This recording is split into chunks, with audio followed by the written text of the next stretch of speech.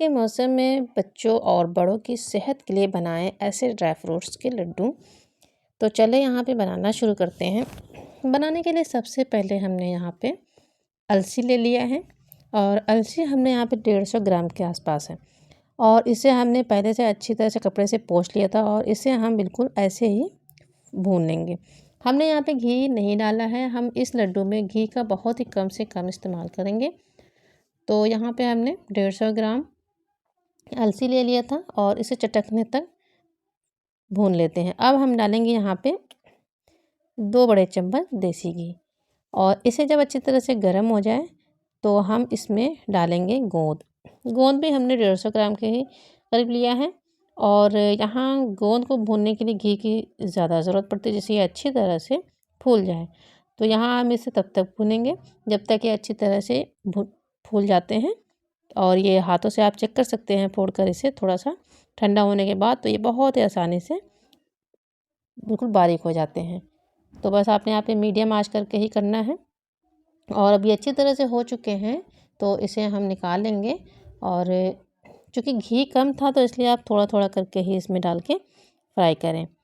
और मैं यहाँ पे आपको बता दूँ कि मैंने इस पूरे लड्डू में, जो मुझे लड्डू बनाना है, इसमें मैंने पूरे सिर्फ 100 ग्राम घी का ही इस्तेमाल किया है।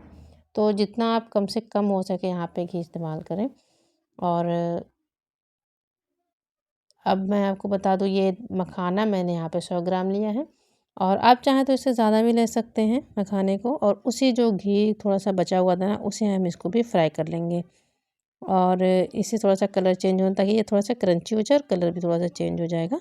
और उसे भी हमने तब तक ही भूनना है। अब फिर हमने यहाँ पे 1 चम्मच के आसपास जो घी डाल दिया है।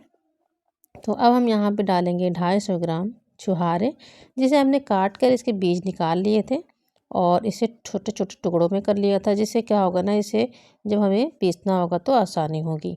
और इसे भी इतनी देर तक भून लें, बहुत ज़्यादा देर तक किसी भी ड्राई फ्रूट को भूनने की ज़रूरत नहीं होती है। बस इसमें एक अच्छा सा टेस्ट आ जाएगा जब आप इसे घी से भून लेंगे और इसकी जो लाइफ टाइम है थोड़ी बढ़ जाएगी। तो यहाँ पे ये भी हो गया। फिर हम थोड़ा सा ही घी डालेंगे और अब हम यहाँ डालेंगे नारियल। तो नारियल भी हमने यहाँ पे 250 ग्राम ही लिया है और नारियल के साथ साथ हमने अखरोट भी 250 ग्राम लिया है, 250 ग्राम हमने बादाम लिया है और तीनों को हम यहाँ पे एक साथ हल्की आंच पे भून लेंगे। यहाँ पे बहुत ज़्यादा हमें घी डालने की ज़रूरत नहीं है। मैंने आपसे पहले ही बताया था, मैं यहाँ पे बहुत ही कम घी का इस्तेमाल कर रही हूँ, यानी कि 100 ग्राम घी में ही हमने ये पूरे लड्डू बना के तैयार करना है। और मैं आपको बता दूँ, ये सबसे अच्छी बात है कि हम यहाँ पे मीठा करने के लिए चीनी का इस्तेमाल बिल्कुल भी नहीं करेंगे। तो इस लड्डू को आप बनाएं तो ये आप बच्चों को भी खिला सकते हैं और ये बहुत ही मज़ेदार बनती है और सर्दियों के लिए ख़ास तौर पे बहुत ही, समझ लीजिए कि एनर्जी के लिए ये काफ़ी है। तो एक लड्डू आप डेली बच्चों को, बड़ों को, सबको खिलाएं। तो अब यहाँ पे उसी में हमने डाल दिया है चिरौंजी। चिरौंजी भी 100 ग्राम है और यहाँ पे हमने 60-70 ग्राम के आसपास जो है ना पोस्ता ले लिया, जिसे हम खसखस भी कहते हैं। और यहाँ पे हमने ले लिया है पिस्ता भी ले लिया है, तो 100 ग्राम के आसपास पिस्ता भी है और काजू हमने 250 ग्राम ले लिया है। तो इसे भी हमने हल्का सा ही भून लेना है। अच्छा, ड्राई फ्रूट्स की बात जो है ना, वो अपने हिसाब से आप कर सकते हैं, आपको जितनी रखनी है आप उतना ले सकते हैं। और मैंने यहाँ पे खसखस भी थोड़ा कम लिया है बाकी के मुकाबले में और बाकी चीज़ें यहाँ पे, ज़्यादातर चीज़ें यहाँ पे 250 ग्राम के आसपास हैं। तो उससे आप कम ना लीजिए, क्योंकि क्या होता है ना, 1 महीने के लिए कम से कम ये आराम से खाया जा सके। अब फिर हम उसी में डालेंगे, उसी कढ़ाई में थोड़ा सा घी और अब हम इसमें डालेंगे किशमिश। तो किशमिश तो पूरे मैंने यहाँ पे 250 ग्राम ही लिए हैं और इसे भी हमने इसी तरह से फ्राई कर लेना है।